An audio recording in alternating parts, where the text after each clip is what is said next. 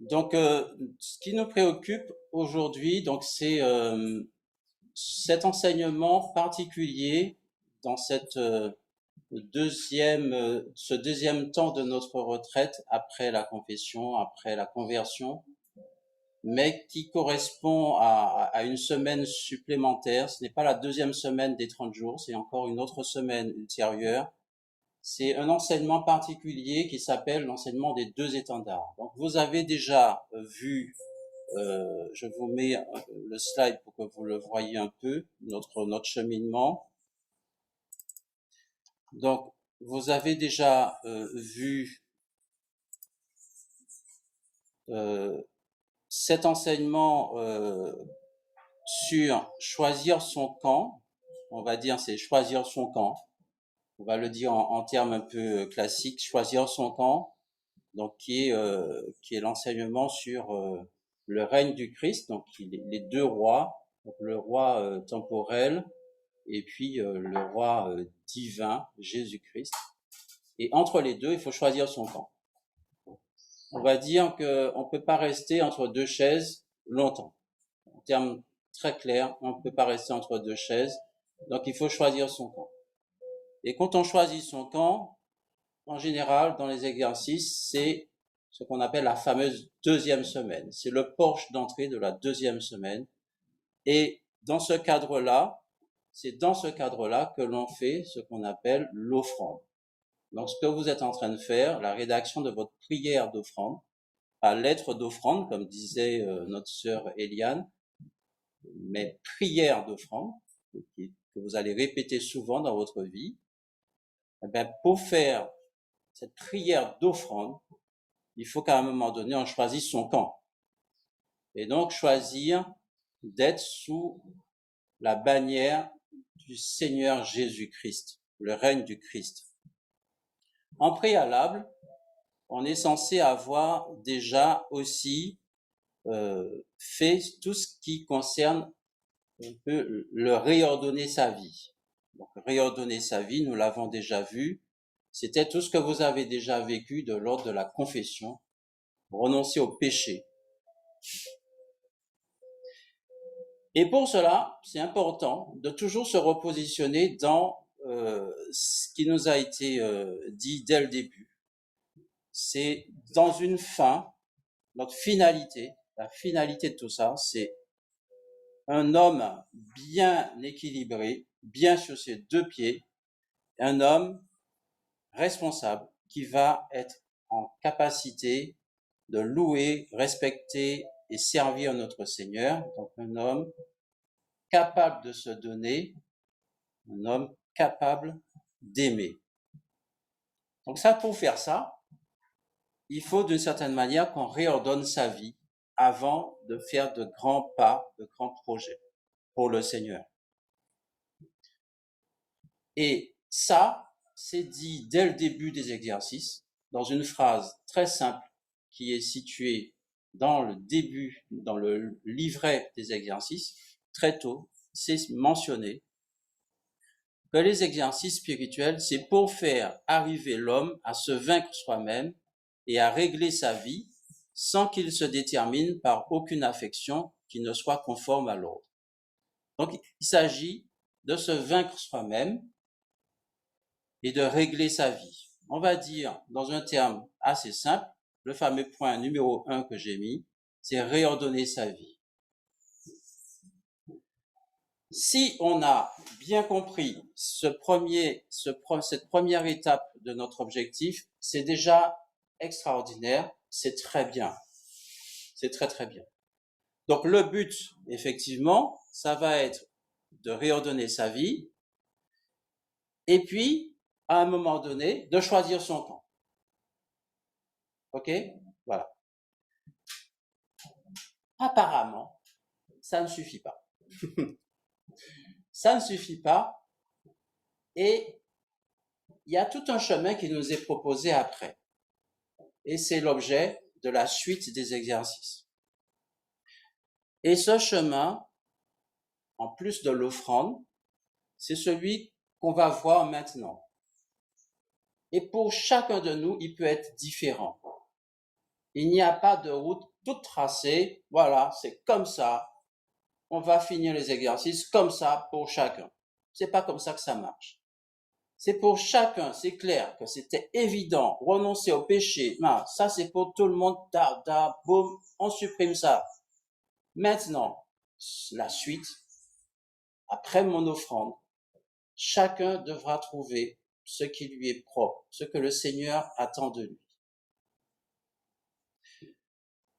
Parce que le but, c'est bien qu'on se mette au service du Seigneur, mais si certaines échardes nous coincent, si certaines échardes sont trop profondes, peut-être qu'on va se leurrer, peut-être qu'on va se tromper. Et donc, c'est important de revenir donc à cet écran que je vous ai présenté, parce que vous voyez cette zone que j'ai floutée là, vous ne la voyez pas encore très bien pour l'instant, mais elle contient dedans des scénarios possibles. Ce qui est important, avant qu'on rentre dans cette zone floutée, c'est qu'on prenne bien conscience que dans tout ce chemin, vous voyez les flèches bleues là qui montent courbées, dans tout ce chemin, il y aura en permanence une action-réaction. L'ennemi va en permanence chercher à nous tromper, à nous dévier. Et donc, vous avez vu que dans les règles de première semaine, c'était important de reconnaître l'émotion consolation, désolation.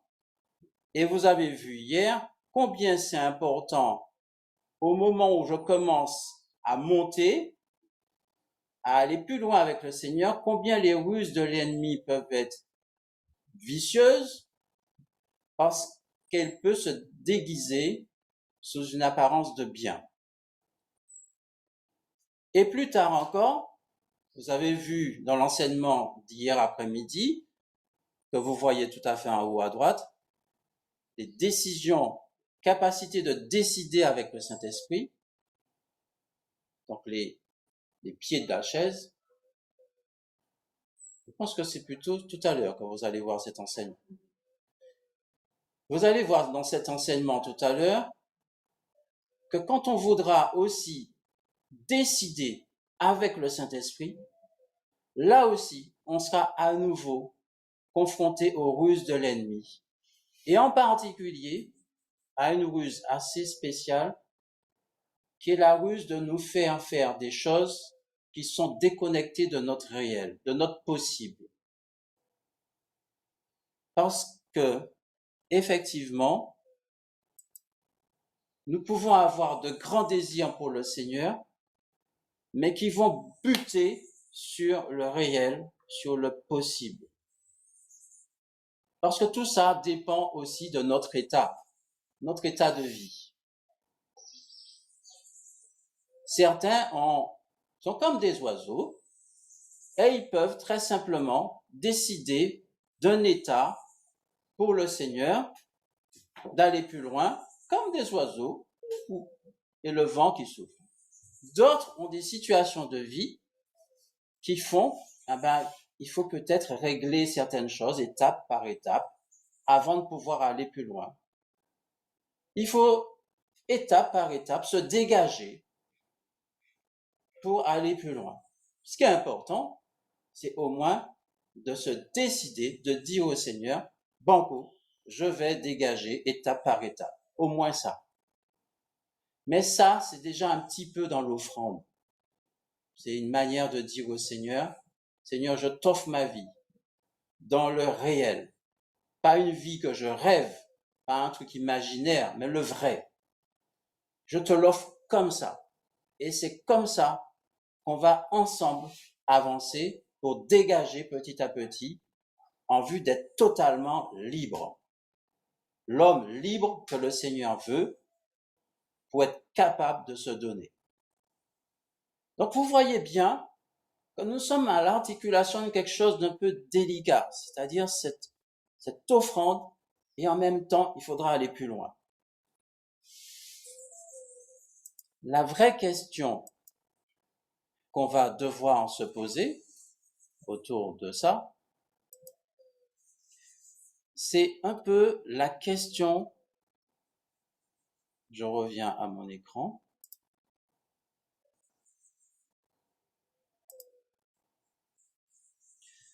je vais vous partager un écran, c'est la question, être chrétien ou être disciple du Christ. Être chrétien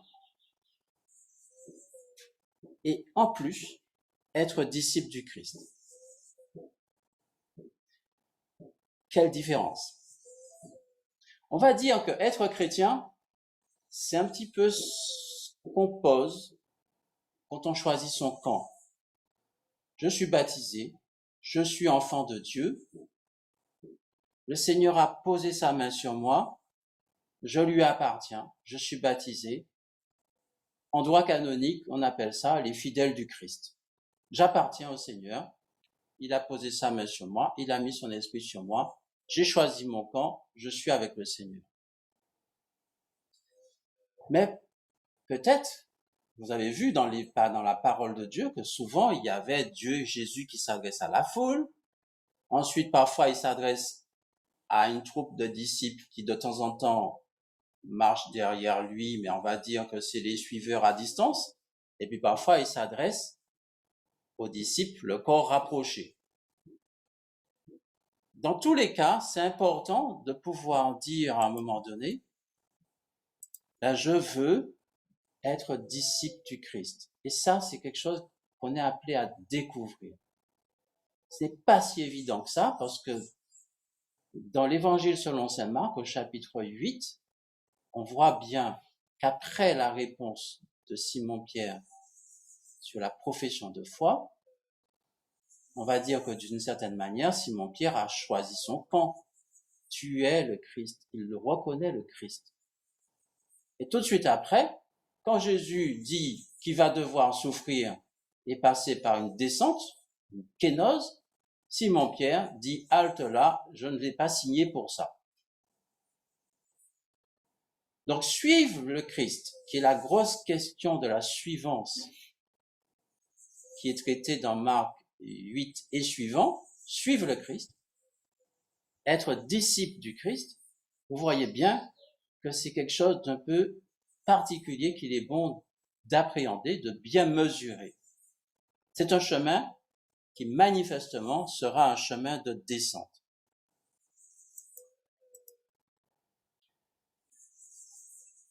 Donc sur ce, je vais vous proposer qu'on enlève cette couche, la couche que j'ai floutée tout à l'heure. On va l'enlever.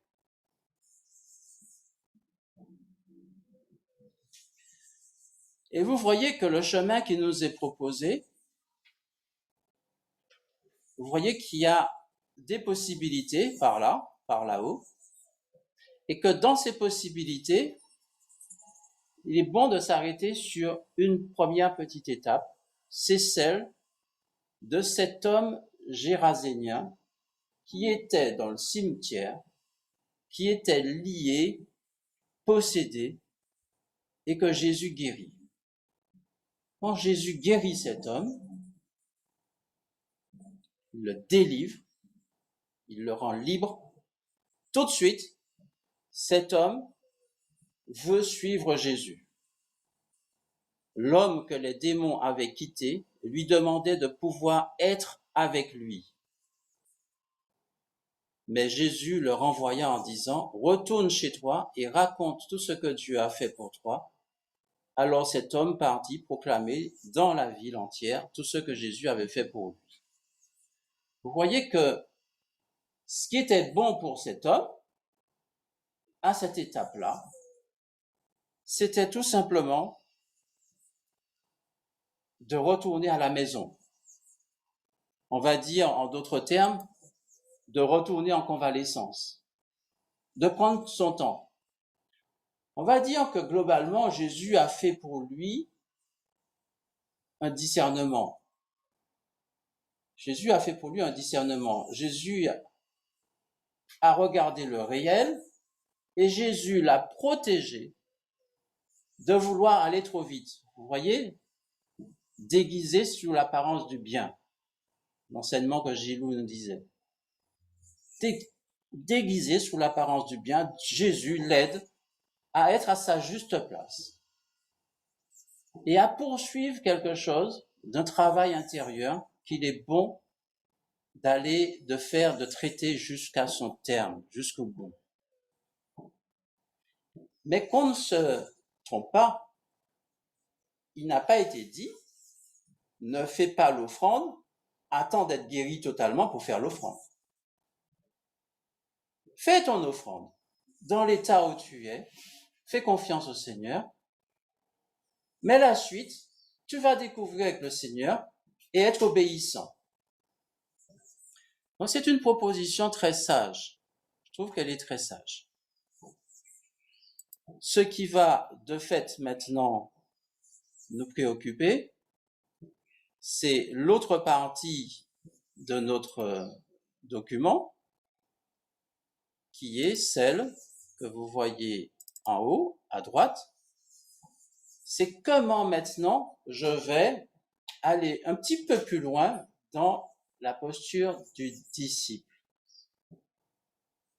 Parce que dans ma vie, je peux choisir d'être déjà dans le camp du Seigneur et de faire un petit peu ma petite vie, de me servir moi-même, de continuer à me servir moi-même. Et donc c'est là que c'est important d'être attentif parce qu'il y a à nouveau une proposition du mauvais esprit qui est subtile et ce que propose le Christ va à contre-courant. Et c'est ce qui nous préoccupe ce matin, c'est ce fameux enseignement sur les deux étendards. Je vais vous lire, on va lire ensemble le texte des deux étendards.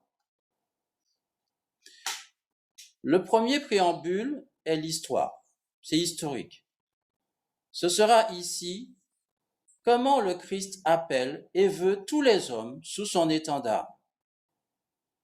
Et à l'opposé, Lucifer qui veut tous les siens aussi sous son étendard. Alors le terme étendard, c'est important de bien comprendre ce qu'il veut dire. C'est que dans le combat rapproché militaire, le combat rapproché, quand vous imaginez un petit peu, quand tout le monde est à 50 cm les uns des autres avec épée et tout le bazar, dans ce combat rapproché, la seule manière, très rapidement, dans la seconde, de voir qui est l'ennemi et qui n'est pas l'ennemi, qui est de mon côté, c'est d'avoir un signal que je peux voir rapidement, histoire de ne pas blesser quelqu'un qui est dans mon camp. Et donc l'étendard, c'est ce petit fanion qui est quelque part sur ma cuirasse et qui me permet de reconnaître l'autre rapidement. Ce qui nous fait penser tout de suite que dans cette notion d'étendard, vous voyez que le combat, il est rapproché. Il s'agit vraiment d'être attentif parce que c'est un combat rapproché.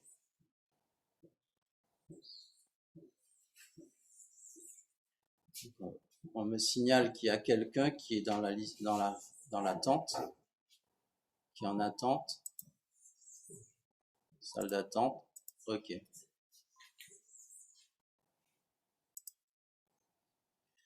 Le deuxième préambule, donc c'est une composition de lieux. En se représentant le lieu, ce sera ici, voir un vaste camp dans toute la région de Jérusalem, où le souverain capitaine général des bons est le Christ notre Seigneur, et un autre camp dans la région de Babylone, où le chef des ennemis est Lucifer. Le troisième préambule consiste à demander ce que je veux, et là, écoutez bien la demande, ce sera ici de demander la connaissance des tromperies du mauvais chef et l'aide pour m'en garder, ainsi que la connaissance de la vraie vie qu'enseigne le souverain et vrai capitaine, le Christ, et la grâce de l'imiter. Ensuite, il nous est proposé donc de voir dans les points 6 points, 3 qui concernent l'étendard de Lucifer et 3 qui concerneront l'étendard du Christ. Concernant Lucifer, le premier point est d'imaginer le chef de tous les ennemis comme si, dans ce vaste camp de Babylone, il était assis dans une grande chaire de feu et de fumée, d'un aspect horrible et terrifiant. Le deuxième point, considérer comment il fait appel à d'innombrables démons et comme il les répand, les uns dans telle ville, les autres dans telle autre, et ainsi dans le monde entier, sans omettre ni province, ni lieu, ni État, ni aucune personne en particulier. Le troisième point, c'est là qui est le plus important, considérer le discours que ce trompeur va adresser et comment il va enjoindre tous ceux qui l'ont embauché à lancer filets et chaînes. L'expression est forte, hein, filets et chaînes. Et qu'ils doivent d'abord tenter. Ils doivent d'abord tenter. Père Arnaud nous disait, il vaut mieux demander dans notre Père, ne nous laisse pas entrer dans la tentation. La tentation n'est pas bonne. Et qu'ils doivent d'abord tenter par la convoitise des richesses, comme cela arrive le plus souvent, pour que les hommes en viennent plus facilement à l'honneur vain du monde et ensuite à un immense orgueil, de sorte que le premier échelon soit celui des richesses, le deuxième celui de l'honneur, et le troisième celui de l'orgueil, et à partir de ces 3 échelons, il entraîne à tous les autres vices. C'est chaud. La convoitise des richesses, l'honneur vain du monde et un immense orgueil. Voilà la proposition, on va dire, des démons, avec un petit d, parce que les démons, c'est ça leur job, c'est d'être au service de Satan et de proposer des choses aux hommes. Et donc, il propose convoitise des richesses, honneur et immense orgueil. Ensuite, regardons maintenant l'étendard du Christ. Ainsi, mais à l'inverse, il faut s'imaginer le souverain et vrai capitaine, qui est le Christ notre Seigneur. Le premier point est de considérer comment le Christ notre Seigneur se tient dans un vaste camp de la région de Jérusalem, en un lieu humble, beau et gracieux. C'est déjà plus rassurant. Le deuxième point, considérer comment le Seigneur du monde entier choisit. C'est beau, le mot choisit. Il n'a pas dit envoie. Non, il choisit un si grand nombre de personnes, apôtres, disciples, etc., et les envoie dans le monde entier répandre sa sainte doctrine parmi les hommes de tout état et de toute condition. Sa sainte doctrine.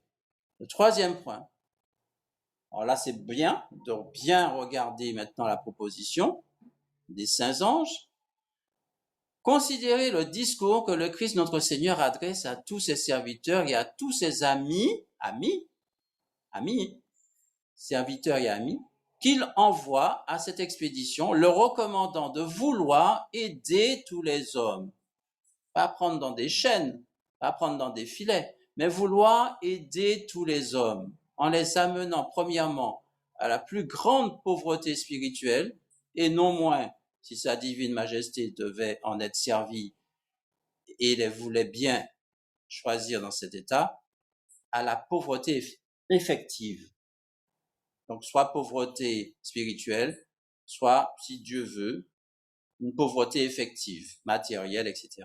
Deuxièmement, au désir des opprobres et des mépris, ce que le Christ a connu, parce que de ces 2 choses, pauvreté et opprobre et mépris, résulte l'humilité, conséquence mécanique, de sorte qu'il y ait 3 échelons.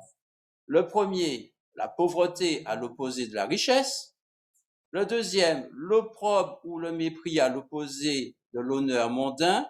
Le troisième, l'humilité à l'opposé de l'orgueil. Et à partir de ces trois échelons, qu'il les entraîne à toutes les autres vertus. C'est magnifique.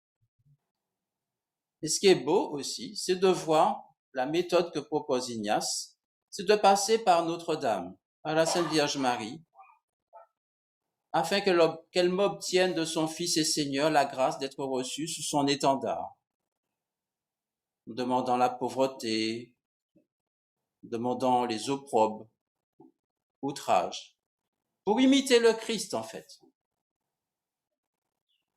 Si ça plaît, si ça peut plaire à Dieu, si c'est comme ça que Dieu veut que je le suive comme son disciple.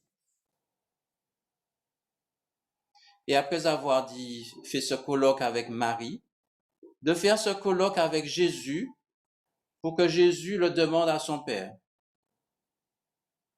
Et ensuite, le troisième colloque, demander la même chose au Père pour qu'il me l'accorde dans sa totalité.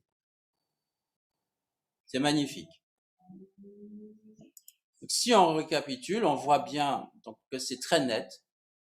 Sous l'étendard de Lucifer à gauche, sous l'étendard du Christ à droite. Lucifer, c'est le père du mensonge, le trompeur. Et le Christ, il est l'agneau de Dieu. Sous Lucifer, Babylone. Sous le Christ, Jérusalem. Sous Lucifer, assis dans une grande chair de fumée et de feu, d'un aspect horrible et terrifiant. Sous le Christ, il se tient dans un vaste camp de la région de Jérusalem, en un lieu humble, beau et gracieux. Sous Lucifer, il s'agit de lancer filets et chaînes. Rien de génial. Et sous l'étendard du Christ, vouloir aider tous les hommes, aider, le souci des âmes, le souci du bien pour nos frères. Sous Lucifer, il fait appel à d'innombrables démons. Sous le Christ, Jésus adresse à tous ses serviteurs et à tous ses amis. Sous Lucifer, il y a trois échelons, des marches qui montent. On va voir ces marches tout à l'heure. Et sous le Christ, il y a trois échelons, des marches qui descendent. Et à partir de ces trois échelons, il entraîne à tous les vices, tous les autres vices sous Lucifer. Et sous le Christ, à partir de ces trois échelons, qu'il les entraîne à toutes les autres vertus. Je vous laisse regarder globalement. C'est pas génial. Moi, j'aimerais pas être dans cette ascension-là. Je vous laisse regarder avec le Christ. Voilà. Toute la question est, est-ce que je vais choisir ce chemin qui est un chemin qui descend et plutôt bien mesuré avant de partir? C'est comme ça que Jésus nous le dit dans son évangile. Bien mesuré avant de partir au combat. Voilà, je pense qu'on ne peut pas faire chat en sac. Il faut être clair, il faut dire les choses clairement. Et maintenant, on va voir avec précision dans notre aujourd'hui ce que ça veut dire. Dans notre aujourd'hui, on va dire que cette proposition qui monte, vous avez vu les petits bonhommes là, le petit bonhomme à gauche qui monte, avec la convoitise des richesses d'abord. Donc c'est comme pour le Christ, il nous épate du côté de ce dont on a besoin immédiatement. Les biens matériels, les choses qui touchent à notre sensibilité. Donc le pain pour le Christ, mais aussi pour chacun de nous. Peut-être qu'on a ce besoin que notre estime personnelle passe par cette faille qui est en moi, d'avoir des biens qui se voient et une accumulation de biens qui se voient. Peut-être que dans ma vie, il y a des choses qui ont été de l'ordre d'une frustration et qui font que avoir des biens, c'est comme une compensation par rapport à une histoire difficile vécue dans mon enfance ou ailleurs. Peut-être que mon chemin pour me sentir honoré, pour me reconnu, passe par l'acquisition de ces biens qui se voient. Ça se voit. Donc c'est une rentabilité immédiate. On n'a pas besoin de faire de grands discours. On verra mes biens et ça, j'aurai le rendu qu'il faut. En tout cas, je peux déjà être dans ce rapport au bien. La deuxième marche que proposait Lucifer, c'est l'honneur vint du monde. Peut-être que dans mes relations, j'ai besoin de cet honneur. J'ai besoin qu'on me valorise en permanence. J'ai une crise de valorisation. Toujours besoin qu'on me valorise. Et si on me valorise pas, si on me dit pas que c'est bien, je fais une crise et j'en veux aux autres. Mais je peux aussi en faire quelque chose de vital, existentiel. Il me faut cet honneur. Il me faut être vu dans le monde. Quand on étudie de manière dans le management, dans la vie, dans notre société, cette fameuse pyramide de Maslow, on voit que ce que nous propose le quatrième étage de cette pyramide, l'estime de soi, certains entendent plus dans l'estime de soi une manière d'auto-affirmation de soi, une manière de briguer des responsabilités pour qu'on le voie, pour qu'on puisse reconnaître une forme d'autorité mondaine, capacité à brasser des choses.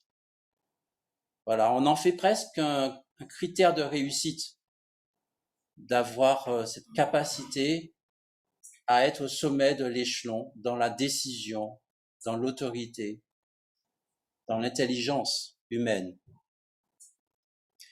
Et d'une certaine manière, dans mes relations avec les personnes, je ne suis pas chaste parce que j'utilise les personnes pour gagner ça, parce que je suis le premier servi dans tout ça. Autre proposition que fait Lucifer, c'est cet orgueil, le pouvoir. Donc c'est mon rapport en particulier à l'autorité. En fait, peut-être que je veux être au sommet de l'autorité. Peut-être que je veux être au sommet de cet orgueil, de cette vaine gloire. Et pour cela, j'ai besoin d'avoir le pouvoir. Vous voyez que le petit bonhomme, il devient de plus en plus gros. Chaque fois qu'il monte une marche, il est plus gros. De certaine manière, il s'enfle. Il s'enfle et il arrive au sommet. Et c'est lui qui est au sommet. Il est au sommet de cette pyramide ascensionnelle. La pyramide de Maslow, qui pour moi doit être christianisée, eh bien, elle nous dirait que c'est l'épanouissement de soi. C'est l'épanouissement de soi. L'épanouissement de soi passe par là. J'ai franchi toutes ces étapes. J'ai atteint l'épanouissement de moi-même et sans doute sans Dieu. Ou peut-être vais-je dire, Dieu m'a donné une super intelligence pour monter jusque-là. Mais est-ce que c'est Dieu qui est servi? C'est une autre affaire. Ou bien est-ce que c'est moi qui me sers? Chers frères, je ne veux pas que vous croyiez que je méprise tout ce que Dieu peut donner. Dans notre premier enseignement sur principes et fondements, on l'avait déjà dit, le créer, Dieu l'a voulu et Dieu veut que nous soyons au-dessus du créé. Maîtrisez-le. Donc il ne s'agit pas de mépriser l'autorité, il ne s'agit pas de ça du tout. Je crois que c'est quelque chose d'un peu plus subtil.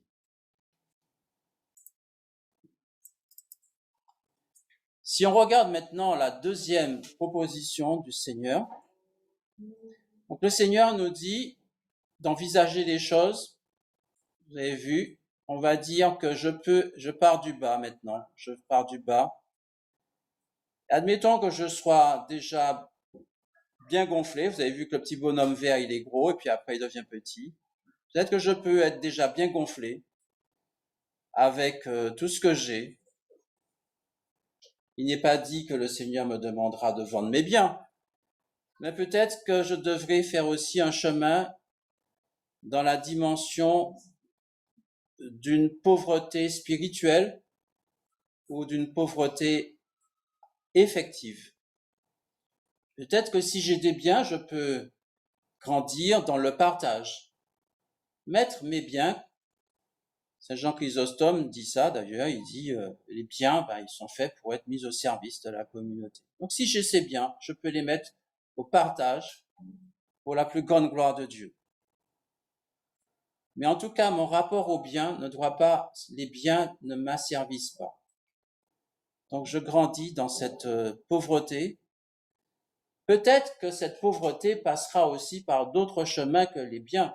On avait bien dit que le créer, ce sont parfois aussi des situations. Peut-être que c'est la maladie qui me fera vivre cette pauvreté, cette dépendance vis-à-vis du Seigneur, être dépouillé même de ma capacité à faire ce que j'aurais voulu faire.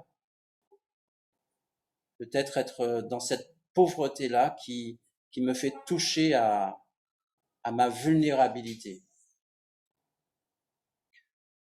Ensuite, ce que propose le Christ, c'est ce rapport saint aux autres, après ce rapport saint au bien, ce rapport saint aux autres.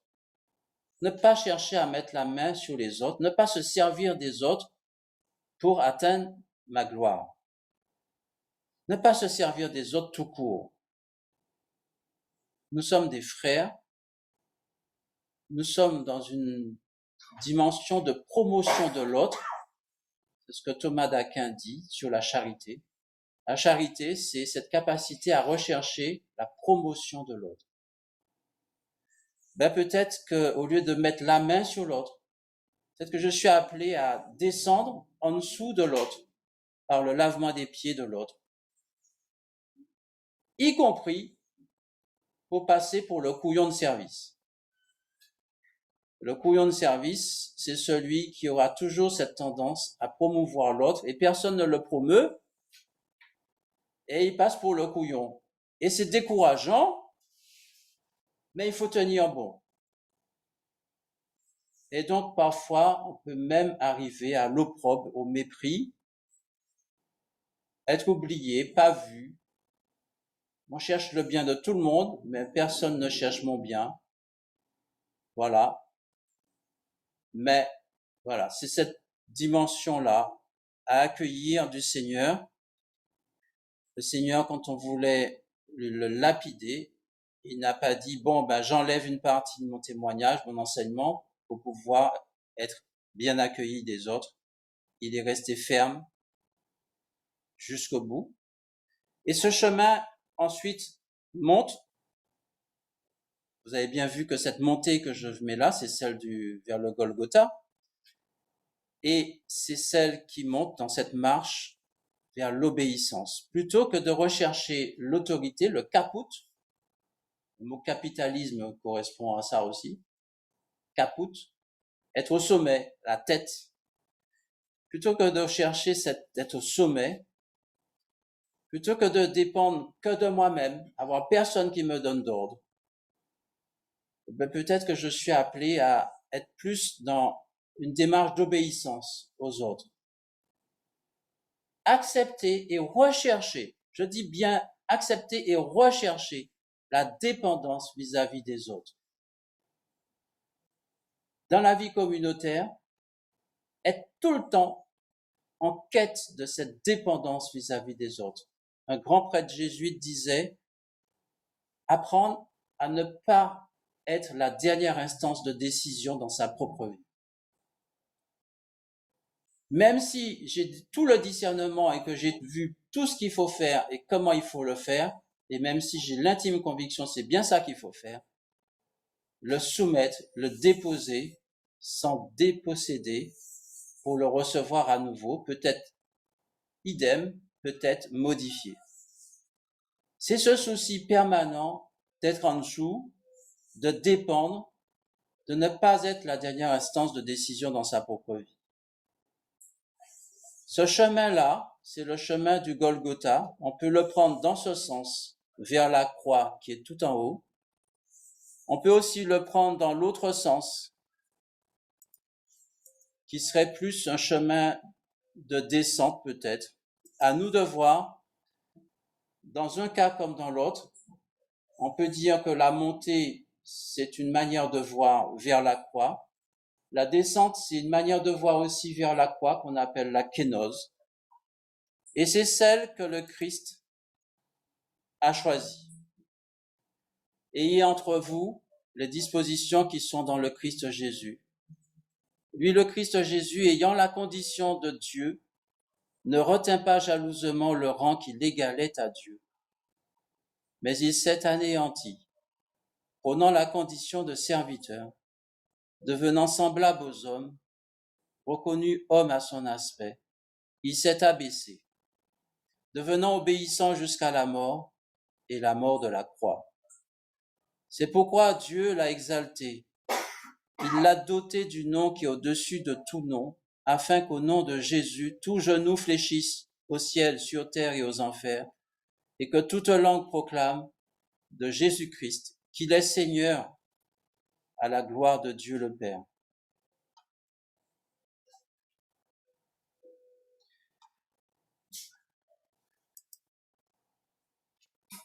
Donc, si on revient à notre schéma, vous voyez bien que c'est bien cette proposition qui nous est faite et vous voyez que ça a du sens maintenant.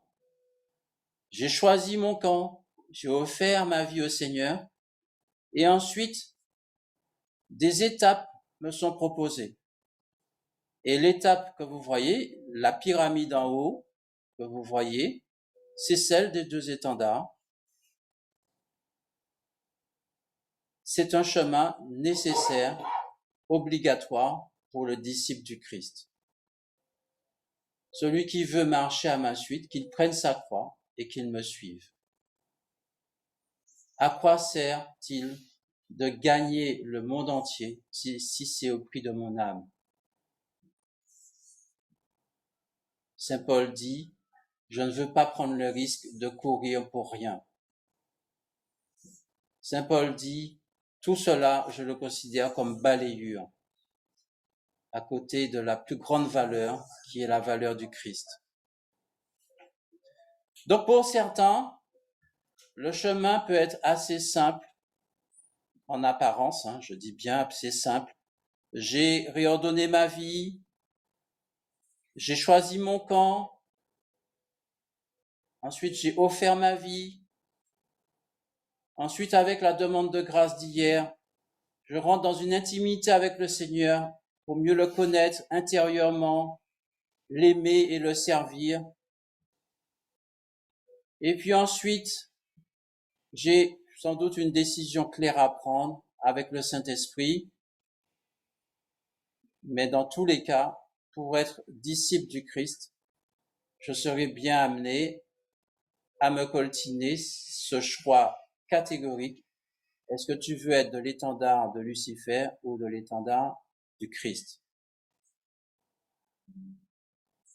Et à cette question sur la suivance du Christ, quand le Christ en a appelé, certains ont dit, laisse-moi d'abord enterrer mon père. Laisse-moi d'abord m'occuper de mes bœufs. Oh, je t'en supplie,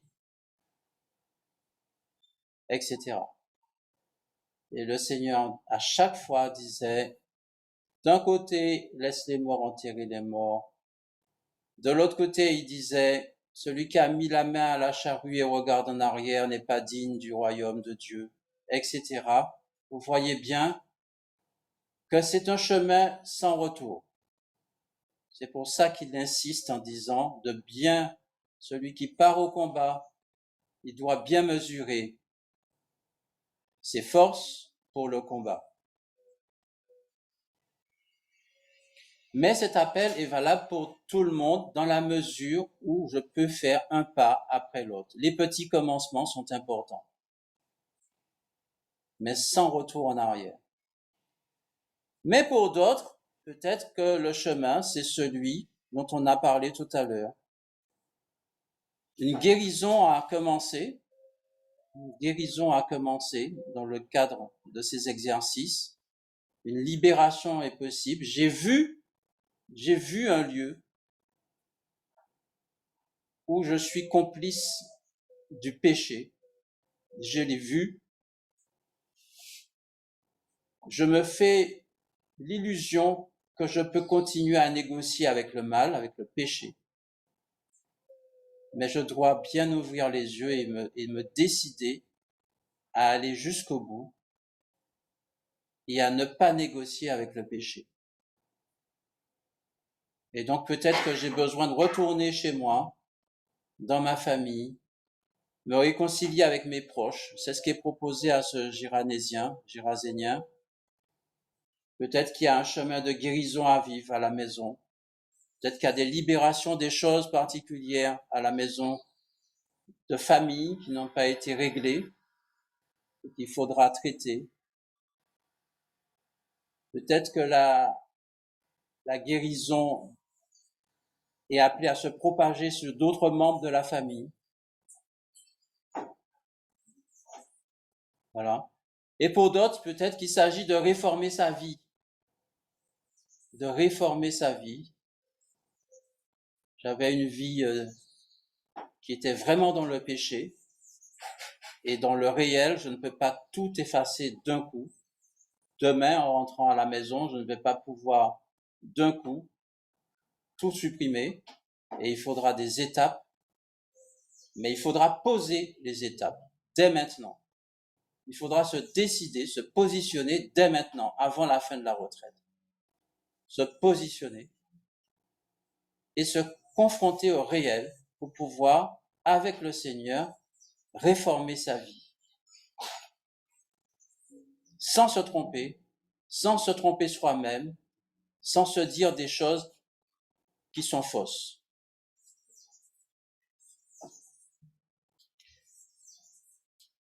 Pour certains, peut-être qu'il s'agira encore d'autre chose, un choix de vie particulier, de l'ordre peut-être des 2 étendards, peut-être abandonner dès demain quelque chose pour pouvoir être davantage au Christ, être davantage au royaume du Christ. Donc chacun devra, d'une certaine manière, trouver ce chemin. On va s'arrêter là, puisque vous sentez bien que maintenant il faudra chacun faire un bout du chemin seul, avec son accompagnateur, mais surtout avec le Christ. Et je vais terminer avec cette image choquante que vous connaissez. Je ne suis pas là pour condamner, ni juger, mais cette image nous parle assez bien. Je peux avoir choisi mon camp et continuer à me servir moi-même. Je peux me servir de mon engagement communautaire, je peux me servir de ma place dans l'Église, je peux me servir de plein de choses, je peux me servir des hommes. Mais je suis sûr, le chemin qui descend que propose le Christ, je ne sais pas si cette image évangélise. Je ne suis pas sûr qu'elle évangélise. Je vous dis bien, je ne juge pas, mais cette image m'interpelle.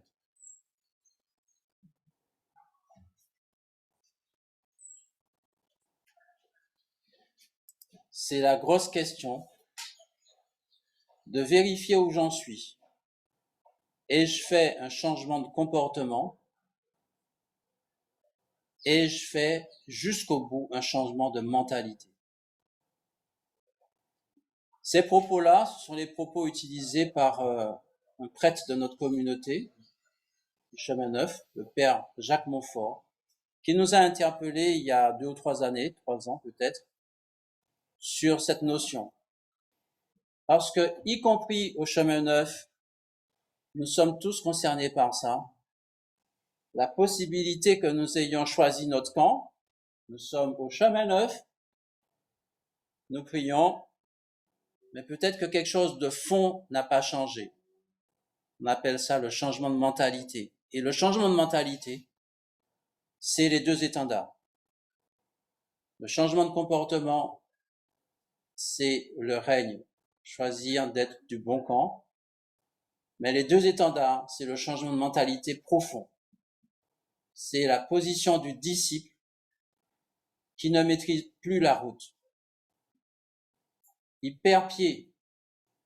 Et c'est pour ça que c'est important aujourd'hui pour nous de parler des 2 étendards dans la dimension du Saint-Esprit, de la vie dans l'Esprit. Pour le baptême dans le Saint-Esprit, pour vivre le baptême dans le Saint-Esprit, une question simple nous est posée.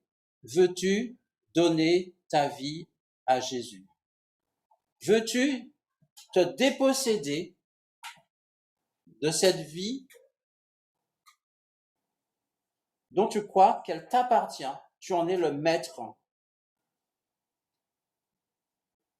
C'est le travers de la réponse de la phrase de notre Nelson Mandela. Nelson Mandela qui dit « Je suis le capitaine de ma vie », etc. Je pense qu'en tant que méthodiste, il le dit de manière chrétienne. Mais on peut entendre cette phrase de manière assez mondaine. Je maîtrise ma vie, je gère ma vie. J'ai les outils maintenant pour gérer ma vie en maître.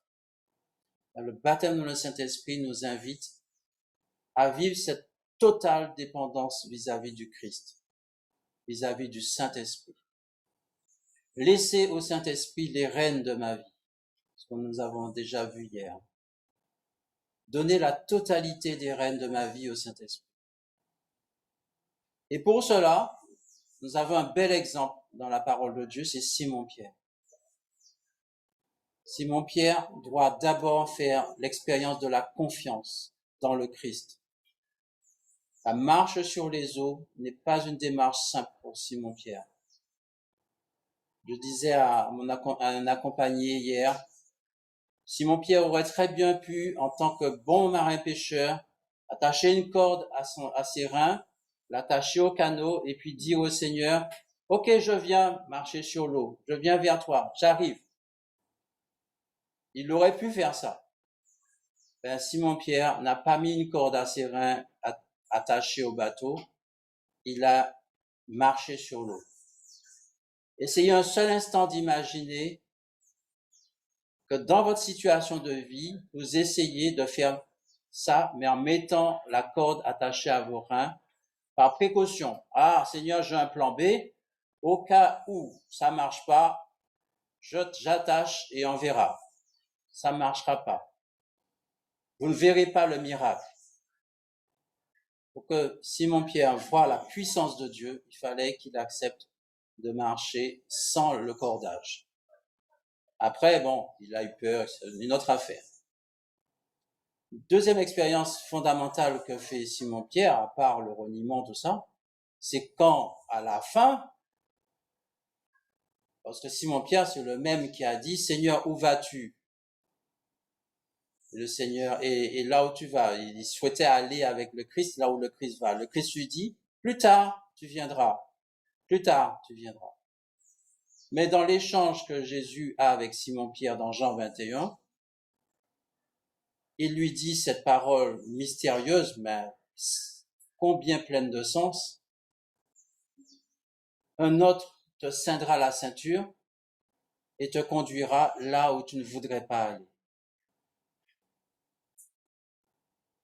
Admettons que cet autre qui va faire ça soit Jésus, ben, le Christ peut me conduire là où je n'avais pas prévu initialement d'aller. Mais il faut bien qu'à un moment donné, je lui dise, feu vert, je choisis d'être sous ton étendard, Ça descend vers la croix, mais c'est bien ça que j'ai choisi.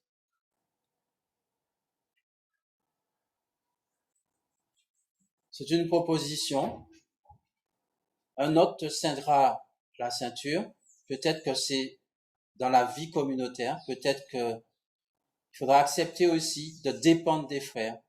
Et que là où je voudrais aller, je ne prendrai plus des décisions par moi-même. Peut-être que j'accepterai de déposer certaines décisions en fraternité pour accueillir le discernement des frères. Et peut-être que là encore, un autre me conduira là où je n'avais pas prévu d'aller.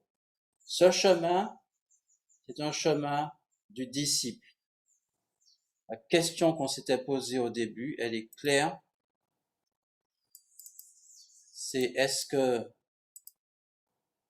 je reste dans mon étiquette chrétien ou bien est-ce que je veux être un chrétien disciple du Christ? Voilà, ce sera à chacun de nous d'y répondre. Bonne continuation.